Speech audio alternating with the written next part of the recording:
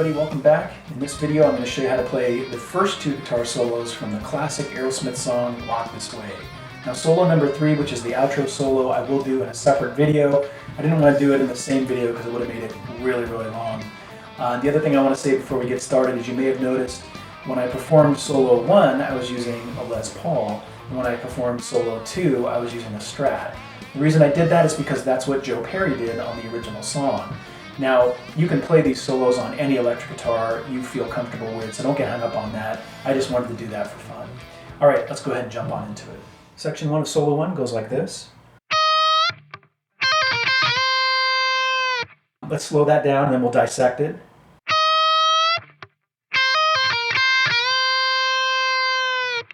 That first bend, the 11th fret of the high E, you're bending up a half step, so from here to here.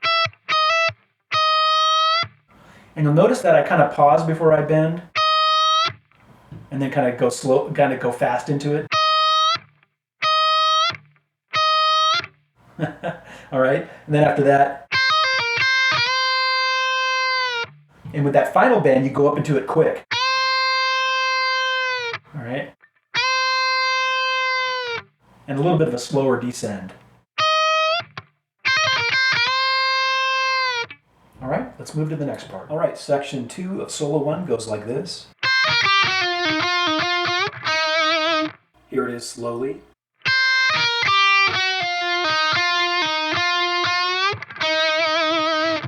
Now, oftentimes I'll see people play that note that I have circled right now, which is the 8th fret of the G string, as the 10th fret of the D string. And that would look and sound like this. Slowly.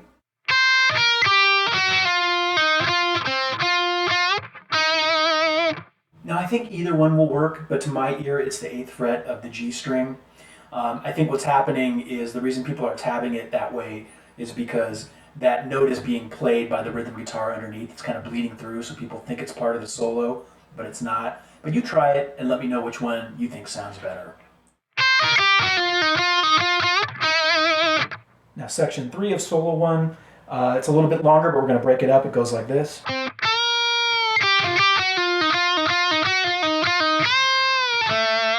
So the first part of it's going to go,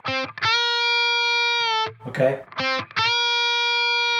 And with that one, the only advice I have is you're basically bending from the 10th fret of the B to the 11th, so from here to here. It's a fast, you go fast up, hold it, and then descend slowly. Okay? And then after that,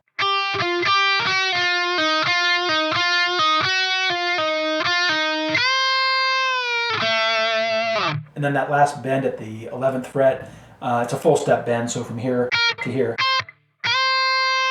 Okay?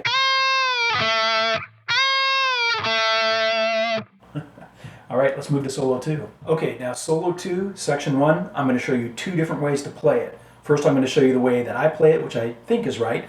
And then the second way I'm going to show you is another common way that I've seen it played, which uses the same notes, just played a little bit differently on the fretboard.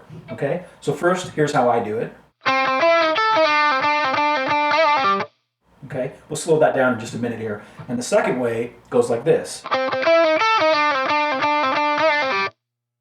Again, same notes, just played a little bit differently, or I should say the first half of each is played a little bit differently, and then they conclude in the same way. And you can play whichever one feels more comfortable to you. Now, I've always played it that first way that I showed you. In fact, when you watch Joe Perry play this solo live, even though he improvises a little bit, I never see him start up in this position up here. I always see him start in this position here, this A minor pentatonic or C major position, whatever. I always see him play it in that area. That's why I play it the way I play it, but you play whatever works best for you. Here's my way, slowed down.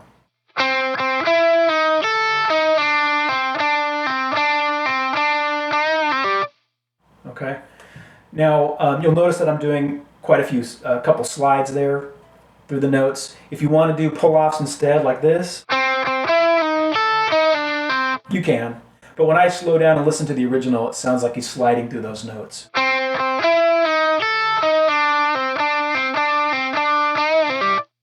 And at the end when I do that, The pull off to the open G, that's optional. I think that G note is in there, but if you want to just skip that note and end with the 5th fret of the G, you can. Okay, instead of... Just try whatever sounds best to you. Now the other common way that it's played goes like this, slowly.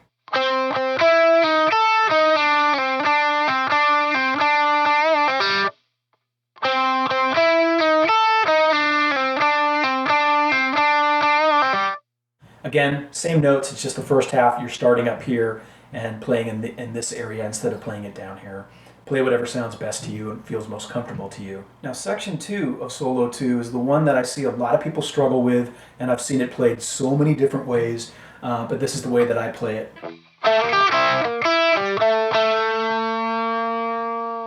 Alright, let's slow that down.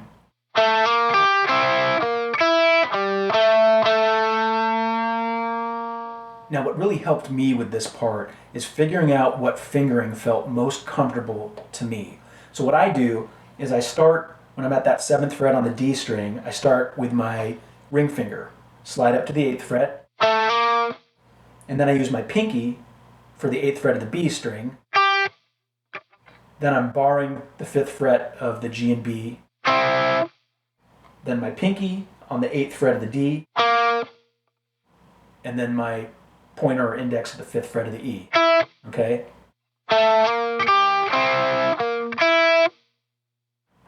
That, once I got that fingering down and it felt most comfortable for me, it all started to fall into place. Some people might feel more comfortable going like this. Okay? So instead of using your pinky on the 8th fret of the D for that 5th note in, you use your ring finger. Okay, but for me it feels more comfortable to do it this way. Okay, so try them both and see what works for you. And then of course at the end you've got that kind of slow bend.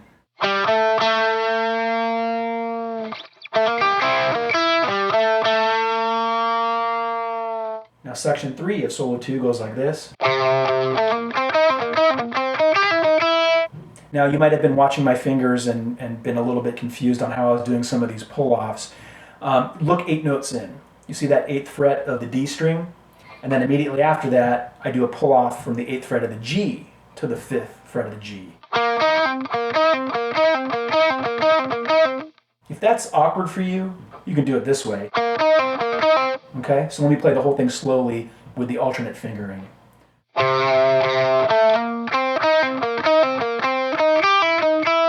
Okay, that might be easier for you than doing it my way. Okay, it might be more comfortable for you, so do whatever feels best to you. Now the final section, section 4 of Solo 2, goes like this. Let me slow that down for you.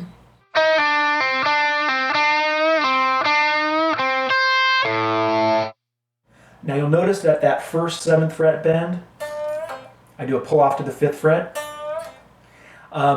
You don't have to do a pull off, you can just pick that note if you want and go like this.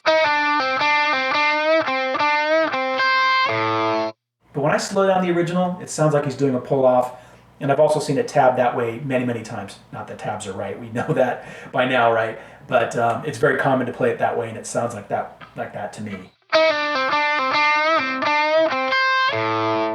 Alright, that was my video showing you how to play the first 2 guitar solos from the classic Aerosmith song Walk This Way. As I said at the beginning, I will be doing solo number 3 also. When that's ready, I'll put a link down below for you to check it out. If you enjoyed what you saw, feel free to hit the thumbs up button and subscribe if you aren't already. Hit the notification bell so you can get all my videos as soon as they come out. I try to do weekly lessons. And of course, as always, leave your questions down below and I will answer all of them as time allows. Until next time, rock on.